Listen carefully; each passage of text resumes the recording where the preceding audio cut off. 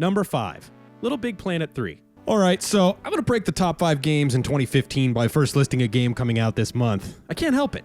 You know, it's like words can't express how adorable I think Sackboy is. Yes, I'm a grown man, and no, I will not feel awkward for using the word adorable in reference to an animated yarn puppet thing.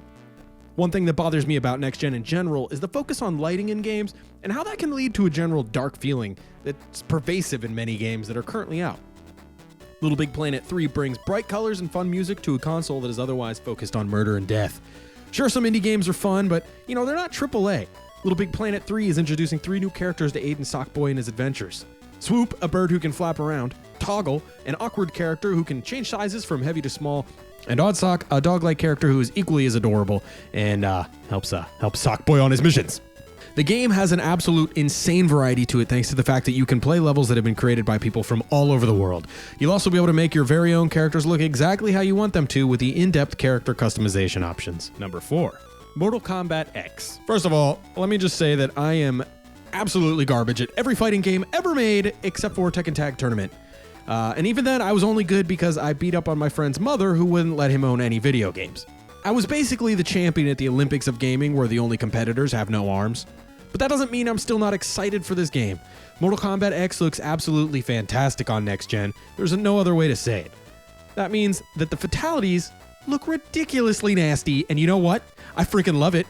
This is the first time in a Mortal Kombat game that I've actually felt uncomfortable watching the fatalities. They look realistically gruesome, chopping people in half, slicing faces off, blowing heads off, and ripping out organs in detail so realistic, it's offensive. Moving on from fatalities, they've revamped the way each character plays, and is giving everyone on the roster 3 different fighting styles. Each style has a unique style of play that should make for some awesome picks and counter picks. You know, I'm a little concerned about how well the game will be balanced, but since I'm just a fighting game noob, that won't really apply to me. NetherRealm, the publisher behind the series, has released several trailers showing a few of the characters on the roster and how they fight. Raiden, for example, can switch between using teleports and combos, setting up traps and a style somewhere in between. I'm personally excited for the fast-paced combo version, but that's just because I like rushing, beat-down style characters. If you're a fan of the series, I have no doubt that this game will be amazing. Now we just have to hope that the online play will be better than it has been in the past. Number 3. Tom Clancy's The Division. If you haven't seen the cinematic trailer for The Division, well, guess what? It's probably on the screen right now because that's called B-roll. Now, this is only a cinematic trailer and isn't representative of what gameplay will be like, but there's plenty of videos out there now showing what it looks like, and it still looks awesome. The Division is going to feature some incredible lighting effects, which is what really sets the tone for any game. I mean, did you freaking see the part where they shot the billboard and the light came straight through? That is some next-gen stuff if I've ever seen it.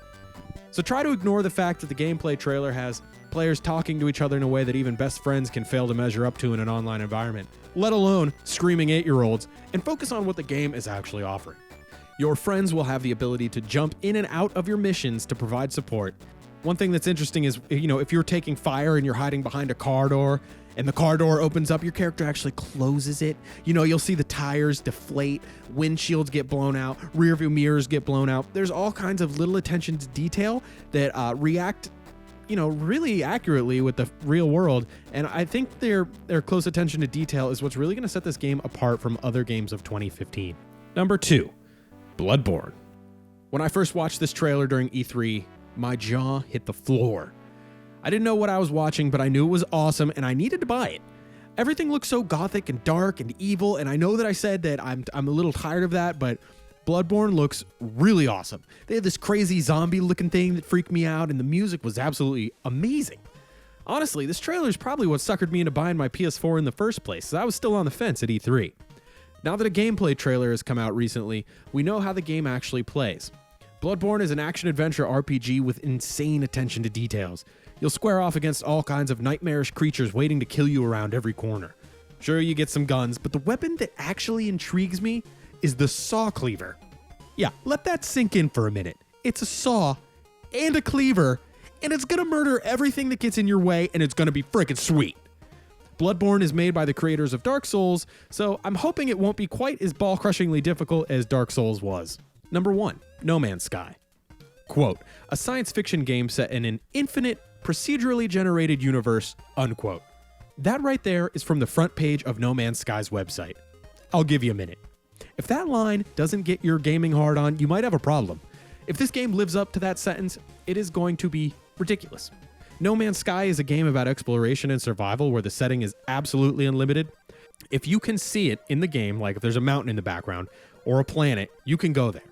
In fact, the game is so massive, you can play for the rest of your life, and it's likely you'll never see everything the game has to offer.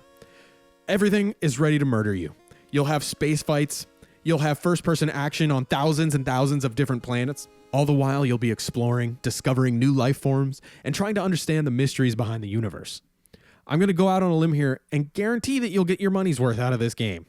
So let me know, guys, do you agree with my top 5? What would you change from this list and why? Let me know in the comments section what you think.